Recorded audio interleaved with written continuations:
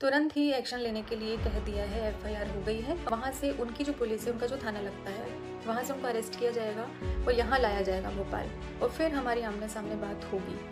फिर आगे क्यों करना है आपको, मुझे यही जानना है। मुझे सामने बैठा कर मैं ये पूछने वाली कि क्यों किया, क्या मतलब निकला ये सब करने से।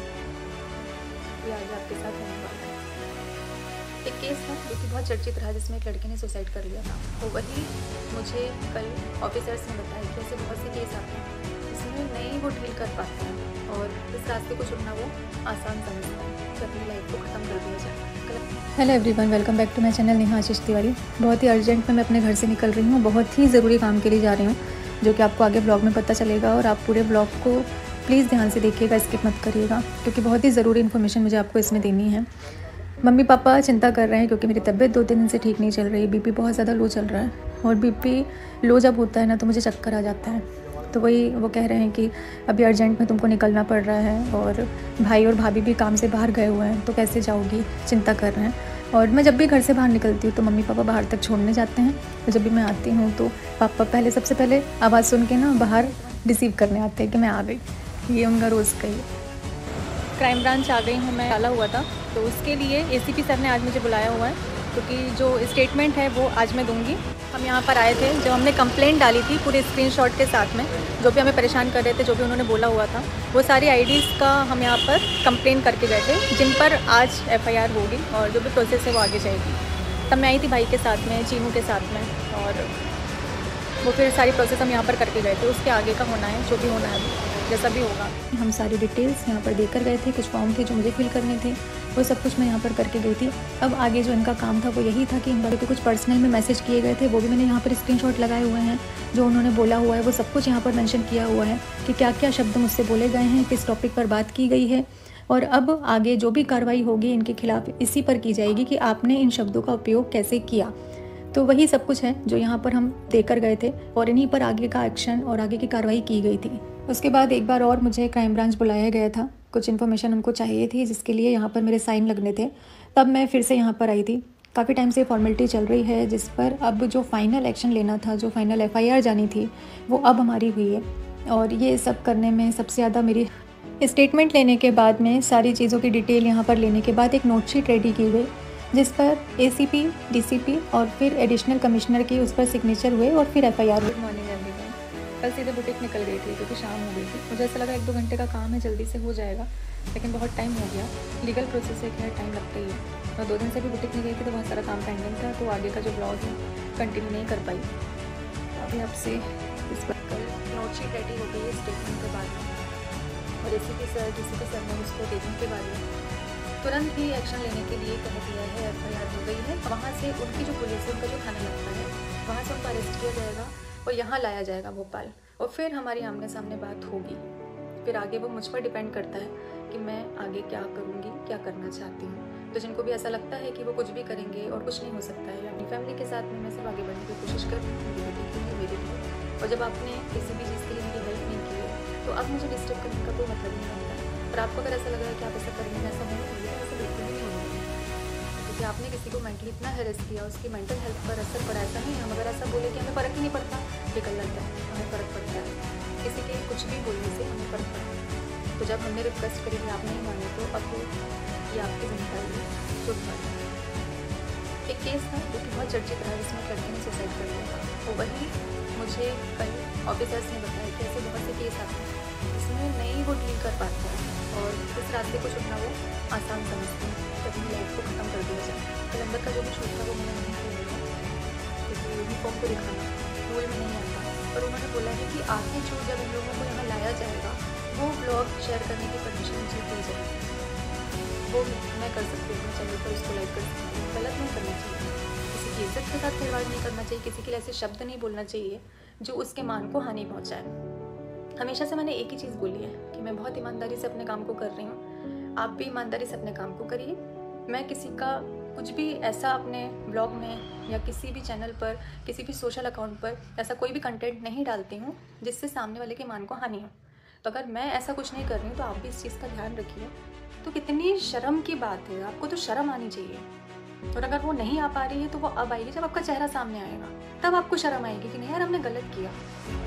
जितने भी लोग हैं उनके अकाउंट पर जाकर बकवास करना, नेहा नाम का यूज़ करना। तो नेहा नाम का इस्तेमाल करने का राइट मैंने किसी को भी नहीं दिया। आप मेरी परमिशन के बिना ये नहीं कर सकते, आप इस तरह से मेरे नाम को नहीं गिरा सकते। और क्यों? ये सोच कर कि आगे जाकर ये जो मेरी प्रोफाइल है वो मेरी बेटी देखेगी।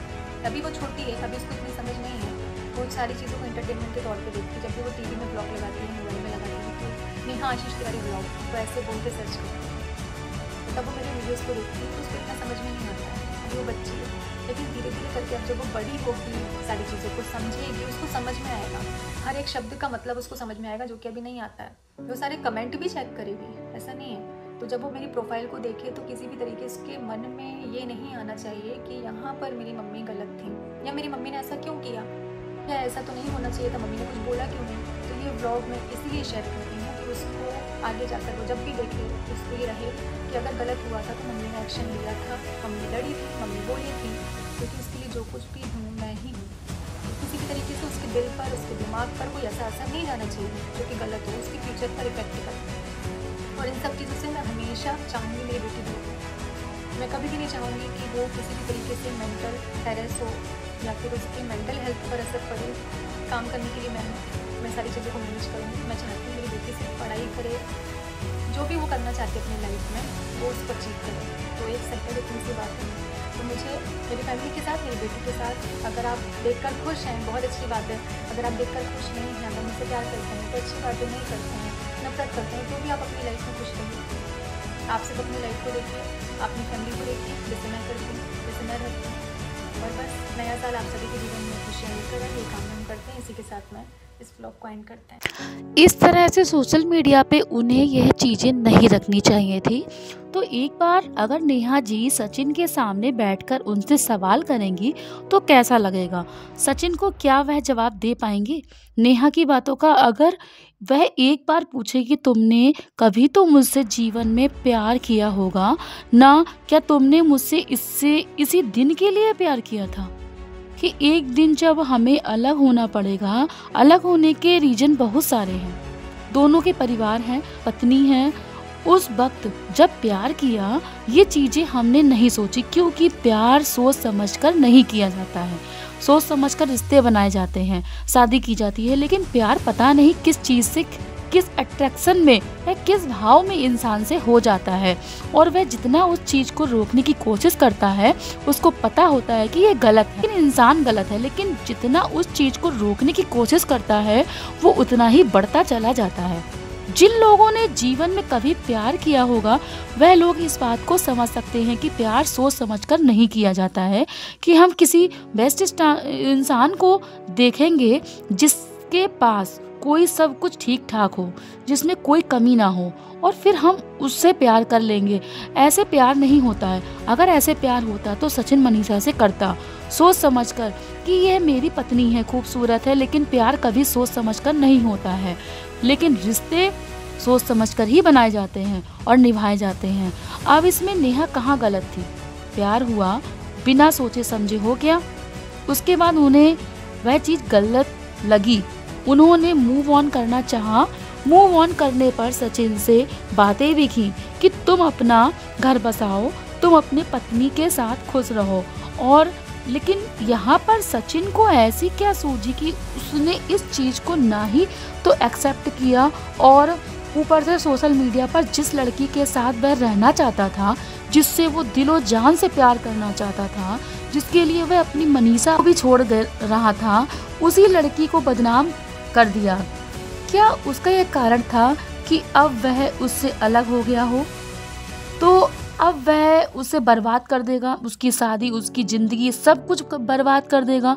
या फिर दूसरा कारण यह था कि वह उसको उस जगह पर लाकर खड़ा करना चाहता है कि बदनाम होने के बाद अगर कोई रास्ता जिंदा रहने के लिए होता है तो वह सिर्फ और सिर्फ सचिन तक ही जाता है, कि अब तुम्हें इस दुनिया में कोई एक्सेप्ट नहीं करेगा, कोई तुम्हें इस दुनिया में जीने नहीं देगा, और अगर तुम्हें जीना ही है तो तुम्हें सचिन के साथ ही रहना होगा।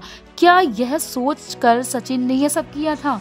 तो यही तो बात सचिन ही बताएंगे।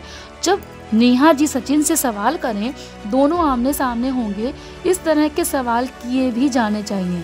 कम से कम नेहा को ये कुछ बातें तो पूछनी चाहिए कि ऐसा क्यों किया सचिन ने। वीडियो अगर अच्छा लगा हो तो प्लीज़ वीडियो को लाइक करें, सब्सक्राइब करें एंड शेयर करना ना भूलें। मिलते हैं नेक्स्ट वीडियो में, तब तक के लिए बाय बाय।